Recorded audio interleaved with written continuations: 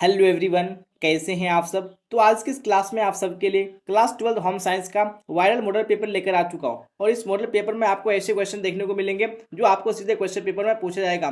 इसलिए आप लोग आज की इस क्लास को बिल्कुल भी स्किप मत कीजिएगा, आपको पूरे क्लास को देखना है। और क्लास अच्छी लगे तो लाइक कर देना, अपने दोस्तों में आपको शेयर भी कर देना है। और आपने इस चैनल को अभी तक सब्सक्राइब नहीं किया तो आपको सब्सक्राइब कर लेना है, क्योंकि आपको इस चैनल पर उन सभी क्वेश्चन को कवर कराए जाते हैं जो आपके सीधे क्वेश्चन पेपर में देखने को मिलेगा। इसलिए आप लोग सब्सक्राइब जरूर से कर लीजिएगा। तो बिना टाइम को वेस्ट किए हम लोग क्वेश्चन की ओर चलेंगे और आप लोग साथ साथ में आंसर्स को याद करते चलेगा। अगर आंसर पता होगा तो आपको कमेंट बॉक्स में आंसर टाइप कर देना है, और नहीं पता है तो आपको याद जरूर से कर लेना है। यहाँ पे जो फर्स्ट क्वेश्चन स्क्रीन पे आ चुका है, काफी बार एग्जाम में क्वेश्चन आ चुका है। पूछा गया है कि निम्न में से कौन मास्टर ग्रंथि है। इनमें से कौन मास्टर ग्रंथि है आप सबको यहाँ पे बताने हैं। चलिए फटाफट से आप लोग कमेंट बॉक्स में टाइप कीजिए। बिल्कुल यहाँ पे आपने आंसर दिया ऑप्शन नंबर ए, यानी पिट्यूटरी ग्रंथि को मास्टर ग्रंथि कहा जाता है, जिसको पीयूष ग्रंथि भी कहते हैं। तो अब बढ़ते हैं हम लोग नेक्स्ट क्वेश्चन, क्वेश्चन नंबर 2 की ओर। जी हाँ, तो 2 को देखिए, 2 में क्या पूछा गया, और साथ साथ में आप लोग कमेंट बॉक्स में आंसर को टाइप कीजिए कौन सा ऑप्शन सही होगा। निम्न में से किस हार्मोन के स्राव के कारण पुरुष में पुरुषत्व का गुण आता है। तो वो कौन सा हार्मोन है जिसके स्राव के कारण पुरुष में पुरुषत्व का गुण आता है। यहाँ पे 2 में ऑप्शन नंबर ए बिल्कुल करेक्ट हो जाएगा, नहीं टेस्टोस्टेरोन। अब बढ़ते हैं हम लोग नेक्स्ट क्वेश्चन, क्वेश्चन नंबर 3 की ओर। जी हाँ, तो 3 भी स्क्रीन पे आ चुका है। देखिए क्या पूछा गया और आंसर टाइप कीजिए फटाफट से आप लोग। इनमें से कौन पुरुष प्रजनन तंत्र का भाग नहीं है। कौन सा पुरुष प्रजनन तंत्र का भाग नहीं है। यहाँ पे शुक्राशय प्रजनन तंत्र का भाग है, विरेचन भी है, प्रोस्टेट ग्रंथि भी है, लेकिन जो अंडाशय है, ये अंडाशय पुरुष प्रजनन तंत्र का भाग नहीं है, ये महिला प्रजनन तंत्र का भाग है। इसलिए ऑप्शन नंबर डी बिल्कुल राइट हो जाएगा। तो अब बढ़ते हैं हम लोग नेक्स्ट क्वेश्चन, क्वेश्चन नंबर 4 की ओर। जी हाँ, तो 4 भी स्क्रीन पे आ चुका है। पूछा गया है कि शिशु को जन्म के उपरांत देना चाहिए। जन्म के उपरांत शिशु को क्या देना चाहिए, यहाँ पे आपको बताने हैं। तो बिल्कुल option number A right answer हो जाएगा, नहीं माता का दूध देना चाहिए। तो अब बढ़ते हैं हम लोग नेक्स्ट क्वेश्चन, क्वेश्चन नंबर 5 की ओर। जी हाँ, 5 भी स्क्रीन पे आ चुका है। पूछा गया है कि मानव शरीर में सबसे छोटी ग्रंथि कौन सी है। वो कौन सी ग्रंथि है जो मानव शरीर की सबसे छोटी ग्रंथि है। मैंने आपको ये क्वेश्चन बार बार पढ़ा चुका है कि जो पीयूष ग्रंथि है, जिसको पिट्यूटरी ग्रंथि भी कहा जाता है, यह मानव शरीर की सबसे छोटी ग्रंथि है। लेकिन अगर आपको आता है कि सबसे बड़ी ग्रंथि, यहाँ पे क्या हो जाएगा, आपका यकृत हो जाएगा, नहीं लीवर हो जाएगा। तो आपको बड़ी और छोटी दोनों याद रख लेना है, आपके एग्जाम में कोई सा भी क्वेश्चन आ सकता है। तो अब बढ़ते हैं हम लोग नेक्स्ट क्वेश्चन, क्वेश्चन नंबर 6 की ओर। जी हाँ, 6 भी स्क्रीन पे आ चुका है। पूछा गया है कि बालक का प्रथम सामाजिक समूह कौन होता है। इनमें से कौन सा प्रथम सामाजिक समूह होता है बालक का, आप सबको बताने हैं। यहाँ पे 6 में ऑप्शन नंबर सी बिल्कुल करेक्ट हो जाएगा, नहीं परिवार। परिवार क्या है, बालक का प्रथम सामाजिक समूह है। अब बढ़ते हैं हम लोग नेक्स्ट क्वेश्चन, क्वेश्चन नंबर 7 की ओर। यहाँ पे 7 भी स्क्रीन पे आ चुका है। पूछा गया है कि टेटनस से बचने के लिए बच्चे को कौन सा टीका लगाया जाता है। तो इनमें से कौन सा टीका लगाया जाता है टेटनस रोग से बचने के लिए। यहाँ पे 7 में राइट आंसर हो जाएगा ऑप्शन नंबर ए, यानी डीपीटी का टीका लगाया जाता है। तो अब बढ़ते हैं हम लोग नेक्स्ट क्वेश्चन, क्वेश्चन नंबर 8 की ओर। जी हाँ, तो 8 भी स्क्रीन पे आ चुका है। देखिए क्या पूछा गया क्वेश्चन नंबर 8 में, किस अवस्था में यौन परिपक्वता के कारण बालक के शरीर में अनेक परिवर्तन होते हैं। जी हाँ, तो कौन सी अवस्था में अनेक परिवर्तन दिखते हैं बालक के शरीर में, यहाँ पे आप सबको बताने हैं। बिल्कुल 8 में ऑप्शन नंबर बी हो जाएगा, नहीं किशोर अवस्था में। अब बढ़ते हैं हम लोग नेक्स्ट क्वेश्चन, क्वेश्चन नंबर 9 की ओर। जी हाँ, तो 9 को देखिए, 9 में क्या पूछा गया, फिर आप लोग टाइप कीजिए आंसर कौन सा करेक्ट होगा। किस बीमारी में 104 से 105 डिग्री फ़ारेनहाइट तक तीव्र ज्वर होता है। देखा तो वो कौन सी बीमारी है जिसपे आपको 104 से 105 डिग्री फ़ारेनहाइट तक बुखार आता है। यहाँ पे 9 में हो जाएगा ऑप्शन नंबर बी, यानी टेटनस रोग में।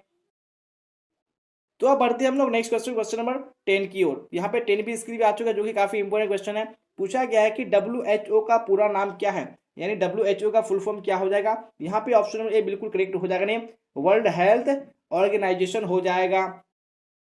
तो अब देख लेते हैं हम लोग नेक्स्ट क्वेश्चन, क्वेश्चन नंबर 11 को। यहाँ पे 11 भी स्क्रीन पे आ चुका है। पूछा गया है कि क्षय रोग फैलाने का माध्यम है। क्षय रोग मतलब कि टीबी, जिसको टीबी की बीमारी बोलते हैं, इसका फैलाने का जो माध्यम है क्या, यहाँ पे आपको बताने हैं। यहाँ पे 11 में हो जाएगा ऑप्शन नंबर ए, यानी ये जो रोग फैलता है ये दूषित वायु के कारण फैलता है।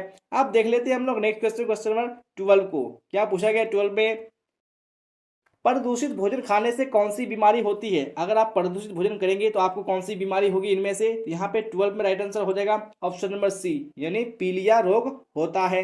तो अब बढ़ते हैं हम लोग नेक्स्ट क्वेश्चन, क्वेश्चन नंबर 13 की ओर। 13 भी स्क्रीन पे आ चुका है। पूछा गया है कि वानस्पतिक प्रोटीन का उत्तम साधन होता है। इनमें से कौन वानस्पतिक प्रोटीन का सबसे उत्तम साधन है। यहाँ पे 13 में हो जाएगा ऑप्शन नंबर ए, यानी कि सोयाबीन। अब बढ़ते हैं हम लोग क्वेश्चन नंबर 14 की ओर।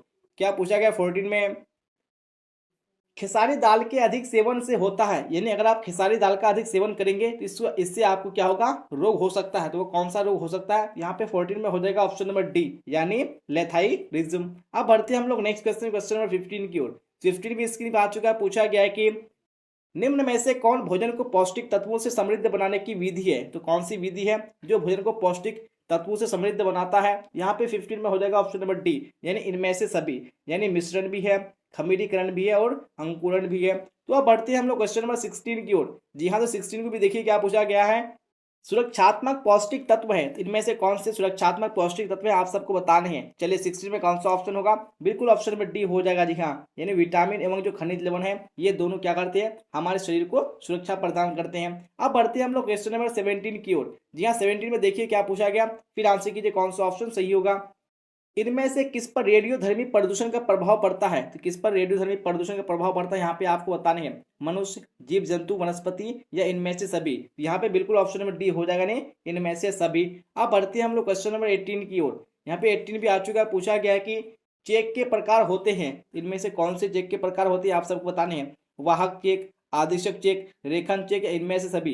ये जो तीनों प्रकार है क्या है, ये चेक के ही प्रकार है, इसलिए ऑप्शन नंबर डी बिल्कुल राइट हो जाएगा। तो अब बढ़ते हैं हम लोग क्वेश्चन नंबर 19 की ओर। 19 भी स्क्रीन पर आ चुका, पूछा गया है कि घर की उपयोगिता मानव जीवन में क्यों है। तो मानव जीवन में घर की उपयोगिता क्यों है, यहाँ पे आपको बताने हैं, सुरक्षा हेतु, प्रतिष्ठा हेतु, अस्थायित्व हेतु या इनमें से सभी। यहाँ पे बिल्कुल ऑप्शन नंबर डी हो जाएगा, इनमें से सभी। तो अब देख लेते हैं हम लोग नेक्स्ट क्वेश्चन, क्वेश्चन नंबर 20 को। तो 20 भी स्क्रीन पे आ चुका है, पूछा गया है कि एटीएम का पूरा नाम क्या है, यानी एटीएम का फुल फॉर्म क्या है आप सबको बताने हैं। तो बिल्कुल आप सब पढ़ चुके होंगे कि ऑटोमेटिक टेलर मशीन, यानी एटीएम का फुल फॉर्म होता है ऑटोमेटिक टेलर मशीन। तो अब बढ़ते हैं हम लोग नेक्स्ट क्वेश्चन, क्वेश्चन नंबर 21 की ओर। 21 में पूछा गया है कि बचत का धन रखना चाहिए, यानी जो सेविंग होता है इसकी सेविंग के पैसे को कहाँ रखना चाहिए, यहाँ पे आप सबको बताने हैं, बॉक्स में, जेवर बनाने में, बैंक में या पॉकेट में। यहाँ पे ऑप्शन नंबर सी हो जाएगा, नहीं बैंक में रखना चाहिए। अब देख लेते हैं हम लोग क्वेश्चन नंबर 22 को। 22 में पूछा गया है कि निम्न में से कौन जीवन बीमा निगम का लाभ है, इनमें से कौन जीवन बीमा निगम, यानी जिसको हम लोग बोलते हैं LIC, इसका क्या लाभ है, कौन से लाभ है। यहाँ पे 22 में हो जाएगा ऑप्शन नंबर डी, यानी इनमें से सभी बिल्कुल करेक्ट हो जाएगा। तो अब बढ़ते हैं हम लोग नेक्स्ट क्वेश्चन, क्वेश्चन नंबर 23 की ओर। जी हाँ, 23 भी स्क्रीन पे आ चुका है, क्या पूछा गया फटाफट से देखिए आंसर कीजिए आप लोग। बच्चे को सुयोग बनाने के लिए क्या आवश्यक है। जी हाँ, तो क्या जरूरी है सुयोग बनाने के लिए, यहाँ पे आपको बताने हैं। तो बिल्कुल 23 में ऑप्शन नंबर डी हो जाएगा, नहीं उचित निर्देशन। अब बढ़ेंगे हम लोग नेक्स्ट क्वेश्चन, क्वेश्चन नंबर 24 की ओर। जी हाँ, 24 भी स्क्रीन पे आ चुका है, पूछा गया है कि ORS घोल के अभाव में डायरिया पीड़ित बच्चों को क्या पिलाना चाहिए, यानी अगर ORS घोल नहीं है आपके पास तो इस स्थिति में क्या पिलाना चाहिए बच्चों को, यहाँ पे आपको बताने हैं। तो 24 में हो जाएगा ऑप्शन नंबर सी, यानी नमक तथा चीनी का घोल पिलाना चाहिए। अब देख लेते हैं हम लोग क्वेश्चन नंबर 25 को। 25 भी आ चुका है, पूछा गया है कि उच्च तापमान तथा त्वचा पर लाल दाने किस रोग का लक्षण है, कौन से रोग में त्वचा पर उच्च, त्वचा पर लाल दाने और तापमान जो है काफी उच्च हो जाता है। यहाँ पे 25 में हो जाएगा ऑप्शन नंबर सी, यानी खसरा में। अब बढ़ते हैं हम लोग नेक्स्ट क्वेश्चन, क्वेश्चन नंबर 26 की ओर। जी हाँ, 26 भी आ चुका है, पूछा गया है कि नवजात शिशु को जन्म के 48 घंटे के अंदर कौन सा टीका लगाता है, नहीं कौन सा टीका लगाया जाता है 48 घंटे के अंदर में। यहाँ पे 26 में हो जाएगा ऑप्शन नंबर बी, यानी BCG का टीका लगाया जाता है। तो अब देख लेते हैं हम लोग नेक्स्ट क्वेश्चन, क्वेश्चन नंबर 27 को। 27 भी आ चुका है, पूछा गया है कि मानव शरीर में शक्ति प्रदान करता है, इनमें से कौन शक्ति प्रदान करता है मानव शरीर में। यहाँ पे आपका हो जाएगा ऑप्शन नंबर बी, यानी कार्बोहाइड्रेट। अब बढ़ते हैं हम लोग क्वेश्चन नंबर 28 की ओर। 28 भी आ चुका, पूछा गया है कि रेफ्रिजरेटर का प्रयोग होता है, यानी फ्रिज का प्रयोग किस चीज में होता है। यहाँ पे ऑप्शन नंबर ए हो जाएगा, नहीं प्रशीतन में होता है। अब देख लेते हैं हम लोग नेक्स्ट क्वेश्चन, क्वेश्चन नंबर 29 को। जी हाँ, 29 भी स्क्रीन पे आ चुका है, पूछा गया है कि निम्न में से कौन पौधे का खाने योग्य भाग है, इनमें से कौन सा खाने योग्य पौधे का भाग है, बीज, पत्ते, फूल, इनमें से सभी। तो ये सभी भाग क्या है, पौधे के खाए जाते हैं, इसलिए ऑप्शन नंबर डी बिल्कुल राइट हो जाएगा। अब बढ़ते हैं हम लोग क्वेश्चन नंबर 30 की ओर। 30 भी आ चुका है, पूछा गया है कि कैल्शियम का सर्वोत्तम स्रोत है, इनमें से कौन कैल्शियम का सबसे अच्छा स्रोत है, मांस, सब्जियां, दूध से बने पदार्थ या इनमें से सभी। यहाँ पे ऑप्शन नंबर सी बिल्कुल करेक्ट हो जाएगा, नहीं जितने भी दूध से बने पदार्थ हैं ये सारे क्या है, कैल्शियम के सर्वोत्तम स्रोत हैं। अब देखते हैं हम लोग नेक्स्ट क्वेश्चन, क्वेश्चन नंबर 31 को।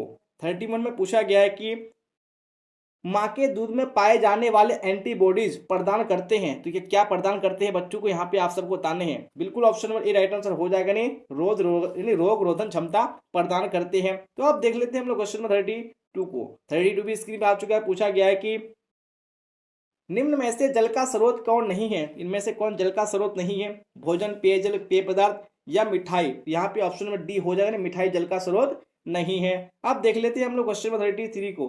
क्या पूछा गया 33 में, आहार आयोजन किससे प्रभावित नहीं होता है। जी हाँ, तो किससे प्रभावित नहीं होता है। यहाँ पे 33 में बिल्कुल राइट आंसर हो जाएगा। वो होगा ऑप्शन नंबर बी, यानी आवाज से प्रभावित आहार आयोजन बिल्कुल भी नहीं होता है। अब देख लेते हैं हम लोग क्वेश्चन नंबर 34 को। 34 में पूछा गया है कि वृद्धि से तात्पर्य है। तो वृद्धि से क्या तात्पर्य है। यहाँ पे 34 में हो जाएगा ऑप्शन नंबर डी, यानी इनमें से सभी। अब देख लेते हैं हम लोग क्वेश्चन नंबर 35 को। क्या पूछा गया 35 में, कीड़े से बनने वाला रेशा है। इनमें से कौन सा रेशा कीड़े से बनता है। यहाँ पे 35 में हो जाएगा ऑप्शन नंबर ए, यानी रेशम। अब बढ़ेंगे हम लोग क्वेश्चन नंबर 36 की ओर। 36 भी आ चुका है स्क्रीन पे। पूछा गया है कि निम्न में से कौन वानस्पतिक धब्बा नहीं है। कौन सा वानस्पतिक धब्बा नहीं है, यहाँ पे आपको बताने हैं। मैंने आपको सब्जेक्ट की क्लास में बता दिया था कि कौन से धब्बे वानस्पतिक धब्बे के अंतर्गत आते हैं। यहाँ पे 36 में राइट आंसर हो जाएगा ऑप्शन नंबर ए, यानी रसदार सब्जी है। ये वानस्पतिक धब्बा नहीं है। बाकी फल, कॉफी, फूल, ये सारे क्या है, वानस्पतिक धब्बे हैं। अब बढ़ते हैं हम लोग नेक्स्ट क्वेश्चन, क्वेश्चन नंबर 37 की ओर। 7 में आ चुका है। पूछा गया है कि सभी सूती वस्त्रों को धोने के उपरांत क्या किया जाता है। जी हाँ, तो क्या किया जाता है सूती वस्त्रों को धोने के उपरांत। यहाँ पे 37 में राइट आंसर हो जाएगा ऑप्शन नंबर बी, यानी कलफ लगाया जाता है। अब देख लेते हैं हम लोग क्वेश्चन नंबर 38 को। 38 भी आ चुका है। पूछा गया कि सुंदर चटकीले रंगों के वस्त्रों का प्रयोग होता है, तो कब होता है, यहाँ पे आपको बताने हैं। तो बिल्कुल 38 में ऑप्शन नंबर डी हो जाएगा ना, इन सभी, यानी इनमें से सभी सही हो जाएगा। क्योंकि शादी विवाह समारोह में होता है, रात्रि भोज में होता है, उसके बाद क्लब में भी होता है। अब देखते हैं हम लोग क्वेश्चन नंबर 39 को। पूछा गया है कि रेशम के वस्त्रों पर किसका कलफ लगाया जाता है। हम लोगों ने देख लिया कि रेशम के वस्त्रों पर कलफ लगाया जाता है, लेकिन किस चीज का कलफ लगाया जाता है, यहाँ पे आप सबको बताने हैं। बिल्कुल 39 में हो जाएगा ऑप्शन नंबर सी, यानी गोंद का कलफ लगाया जाता है। अब बढ़ते हैं हम लोग क्वेश्चन नंबर 40 की ओर। क्या पूछा गया 40 में, रेडीमेड वस्त्र खरीदते समय देखना चाहिए। जी हाँ, तो क्या देखना चाहिए, यहाँ पे हो जाएगा ऑप्शन नंबर डी, यानी उपयुक्त सभी, इनमें से सभी चीज को देखना चाहिए। अब बढ़ते हैं हम लोग क्वेश्चन नंबर 41 की ओर। 41 भी आ चुका है। पूछा गया है कि निम्न में से कौन सा कीड़ा कपड़ों को नुकसान पहुंचाता है। तो वो कौन सा कीड़ा है जो कपड़ों को नुकसान पहुंचाता है। यहाँ पे 41 में ऑप्शन नंबर बी बिल्कुल राइट आंसर हो जाएगा, नहीं सिल्वर फिश। अब बढ़ते हैं हम लोग क्वेश्चन नंबर 42 की ओर। पूछा गया है कि घरेलू वायु प्रदूषण का क्या कारण है। इनमें से कौन सा कारण है घरेलू वायु प्रदूषण का। तो यहाँ पे 42 का राइट आंसर हो जाएगा ऑप्शन नंबर डी, यानी इनमें से सभी। तो आप देख लेते हैं हम लोग क्वेश्चन नंबर 43 को। 43 भी स्क्रीन पे आ चुका है। पूछा गया है कि निम्न में से कौन सा गर्म रंग है। इनमें से कौन सा रंग गर्म रंग है। यहाँ पे 43 का ऑप्शन नंबर बी बिल्कुल राइट आंसर हो जाएगा, नहीं लाल रंग। अब बढ़ते हैं हम लोग क्वेश्चन नंबर 44 की ओर। क्या पूछा गया 44 में, थायराइड से निकलने वाला हार्मोन्स कहलाता है, यानी जो थायराइड ग्रंथि से हार्मोन निकलता है उसको क्या कहते हैं। यहाँ पे हो जाएगा ऑप्शन नंबर बी, यानी थायरोक्सिन कहते हैं। अब बढ़ते हैं हम लोग नेक्स्ट क्वेश्चन, क्वेश्चन नंबर 45 की ओर। 45 भी आ चुका है। पूछा गया है कि नवजात शिशु का रोना किस प्रकार के संवेग को व्यक्त करता है। तो किस प्रकार के संवेग को व्यक्त करता है। 45 का ऑप्शन नंबर ए बिल्कुल करेक्ट हो जाएगा, नहीं दुख को व्यक्त करता है। अब देख लेते हैं हम लोग क्वेश्चन नंबर 46 को। 46 भी आ चुका है। पूछा गया है कि एफपीओ का पूरा नाम क्या है, यानी जो एफपीओ है इसका फुल फॉर्म क्या है, आप सबको बताने हैं। बिल्कुल ऑप्शन नंबर ए करेक्ट हो जाएगा, नहीं फूड प्रोडक्ट ऑर्डर हो जाएगा। अब बढ़ेंगे हम लोग क्वेश्चन नंबर 47 की ओर। यहाँ पे 47 को देखिए। पूछा गया है कि निम्न में से कौन तंतुक यानी स्टेपल रेशा है, आप सबको बताने हैं। तो इनमें से कौन सा स्टेपल रेशा है। तो 47 का ऑप्शन नंबर बी बिल्कुल करेक्ट हो जाएगा, नहीं रेशम। अब बढ़ते हैं हम लोग क्वेश्चन नंबर 48 की ओर। पूछा गया है कि विवृद्धि से अभिप्राय है। तो विवृद्धि से क्या अभिप्राय है। 48 का ऑप्शन नंबर बी बिल्कुल करेक्ट हो जाएगा, नहीं संख्यात्मक विकास। अब देखेंगे हम लोग क्वेश्चन नंबर 49 को। पूछा गया है कि बजट कितने प्रकार का होता है। तो हम लोगों ने बजट के प्रकार को देख लिया था, लेकिन कितने प्रकार का होता है आप सबको बताने हैं। तो 49 में हो जाएगा ऑप्शन नंबर सी, यानी 3 प्रकार के होते हैं। अब देखेंगे हम लोग नेक्स्ट क्वेश्चन, क्वेश्चन नंबर 50 को। जी हाँ, तो 50 भी स्क्रीन पे आ चुका है। पूछा गया है कि इनमें से कौन मानवीय संसाधन है। इनमें से कौन सा मानवीय संसाधन है। यहाँ पे 50 का ऑप्शन नंबर डी बिल्कुल करेक्ट हो जाएगा, नहीं उपयुक्त सभी हो जाएगा। अब बढ़ते हैं हम लोग क्वेश्चन नंबर 51 की ओर। और इससे पहले आपने अगर क्लास को लाइक नहीं किया तो आपको लाइक जरूर से कर देना है, क्योंकि मैं आपको आज की इस क्लास में उन सभी क्वेश्चन को कवर करा रहा हूँ जिनसे आपको सीधे क्वेश्चन पेपर में देखने को मिलेगा। इसलिए आप लोग लाइक जरूर से कर दीजिएगा और सब्सक्राइब भी कर लीजिएगा, ताकि आप लोग इस तरह से क्लास का बेनिफिट उठा सके और एग्जाम में अच्छे स्कोर कर सके। फिलहाल यहाँ पे 51 को देखिए, फिर आंसर कीजिए कौन सा ऑप्शन सही होगा। पूछा गया है कि बाजार का राजा कहलाता है, तो बाजार का राजा कौन कहलाता है यहाँ पे आप सबको बताने हैं। तो बिल्कुल 51 में हो जाएगा ऑप्शन नंबर सी, यानी उपभोक्ता को बाजार का राजा कहा जाता है। तो अब बढ़ते हैं हम लोग नेक्स्ट क्वेश्चन, क्वेश्चन नंबर 52 की ओर। 52 भी स्क्रीन पर आ चुका है। पूछा गया है कि मौद्रिक आय होती है, तो इनमें से कौन सी आय मौद्रिक आय होती है। यहाँ पे 52 में ऑप्शन नंबर ए बिल्कुल करेक्ट हो जाएगा, नहीं वेतन एवं पेंशन, ये दोनों क्या है, ये दोनों मौद्रिक आय हैं। अब बढ़ते हैं हम लोग क्वेश्चन नंबर 52 की ओर। 52 हो चुका, 53 को देख लेते हैं। 53 में पूछा गया है कि एक मार्क किन पदार्थों की गुणवत्ता एवं शुद्धता तय करता है। हम लोगों ने सब्जेक्टिव क्लास में एक मार्क के बारे में पढ़ चुका था, तो कौन से पदार्थ हैं, यहाँ पे हो जाएगा ऑप्शन नंबर सी, यानी कृषि पदार्थ। बिल्कुल ऑप्शन नंबर सी राइट हो जाएगा। अब बढ़ेंगे हम लोग नेक्स्ट क्वेश्चन, क्वेश्चन नंबर 54 की ओर। 54 में पूछा गया है कि इनमें से कौन सी सूती वस्त्र की विशेषता है, कौन सी सूती वस्त्र की विशेषता है। बिल्कुल ऑप्शन नंबर डी हो जाएगा, इनमें से सभी। अब देखेंगे हम लोग नेक्स्ट क्वेश्चन, क्वेश्चन नंबर 55 को। पूछा गया है कि इनमें से कौन बिहार का सुई शिल्प है, तो कौन बिहार का सुई शिल्प है। यहाँ पे बिल्कुल option number A right answer हो जाएगा, नहीं सुजनी। अब देखेंगे हम लोग नेक्स्ट क्वेश्चन, क्वेश्चन नंबर 56 को। 56 में पूछा गया है कि वॉशिंग मशीन का क्या काम होता है। इनमें से काम क्या होता है वॉशिंग मशीन का, धोना, खंगालना, सुखाना, या इनमें से सभी। तो ये तीनों काम होता है, इसलिए ऑप्शन नंबर डी बिल्कुल राइट हो जाएगा। अब बढ़ेंगे हम लोग क्वेश्चन नंबर 57 की ओर। पूछा गया है कि सफेद सूती वस्त्र पर लगाई जाती है। जी हाँ, तो क्या लगाई जाती है। बिल्कुल आप सबको पता होगा कि नील लगाई जाती है, यानी जो ऑप्शन नंबर बी होगा बिल्कुल राइट हो जाएगा। अब बढ़ेंगे हम लोग क्वेश्चन नंबर 58 की ओर। 58 में पूछा गया है कि किन क्षेत्रों में गृह विज्ञान विकास में योगदान नहीं करता है। जी हाँ, कौन से क्षेत्र में नहीं करता है। यहाँ पे ऑप्शन नंबर डी हो जाएगा, नहीं कंप्यूटर के क्षेत्र में नहीं करता है। अब देख लेते हैं हम लोग क्वेश्चन नंबर 59 को। पूछा गया है कि पारिवारिक आय तथा परिवार के सदस्यों की संख्या पर आधारित होता है, तो क्या आधारित होता है यहाँ पे आपको बताने हैं। तो बिल्कुल ऑप्शन नंबर ए करेक्ट हो जाएगा, जो आहार आयोजन है ये पारिवारिक आय तथा परिवार के सदस्यों की संख्या पर आधारित होता है। अब देख लेते हैं हम लोग नेक्स्ट क्वेश्चन, क्वेश्चन नंबर 60 को। जी हाँ, तो 60 भी स्क्रीन पर आ चुका है। पूछा गया है कि सोचने, समझने और समस्याओं को सुलझाने की क्षमता का विकास से तात्पर्य है, तो क्या तात्पर्य यहाँ पे आपको बताने हैं। तो 60 में यहाँ पे करेक्ट आंसर हो जाएगा ऑप्शन नंबर ए, यानी ज्ञानात्मक विकास। अब बढ़ेंगे हम लोग नेक्स्ट क्वेश्चन, क्वेश्चन नंबर 61 की ओर। जी हाँ, 61 को देखिए, फिर आंसर कीजिए कौन सा ऑप्शन सही होगा। पूछा गया है कि भोज्य पदार्थों का प्रमुख अवयव कौन नहीं है, तो कौन सा प्रमुख अवयव नहीं है भोज्य पदार्थों का। यहाँ पे 61 में करेक्ट आंसर हो जाएगा ऑप्शन नंबर सी, यानी वायु नहीं है। अब देख लेते हैं हम लोग क्वेश्चन नंबर 62 को। पूछा गया है कि आंतरिक सज्जा अभिव्यक्ति नहीं है, किसकी अभिव्यक्ति नहीं है। 62 में यहाँ पे करेक्ट आंसर हो जाएगा ऑप्शन नंबर डी, यानी विटामिन की नहीं है। अब बढ़ेंगे हम लोग क्वेश्चन नंबर 63 की ओर। पूछा गया है कि समेकित बाल विकास परियोजना प्रदान करता है, यानी जो ICDS है ये क्या प्रदान करता है आप सबको बताने हैं। बिल्कुल ऑप्शन नंबर डी करेक्ट हो जाएगा, नहीं उपरोक्त सभी चीज प्रदान करते हैं। अब क्वेश्चन नंबर 64 को देख लीजिए। पूछा गया है कि इनमें से कौन सा प्राणिज धब्बा है, इनमें से कौन सा प्राणिज धब्बा है। यहाँ पे आपका कौन सा होगा, बिल्कुल ऑप्शन नंबर ए हो जाएगा, नहीं दूध।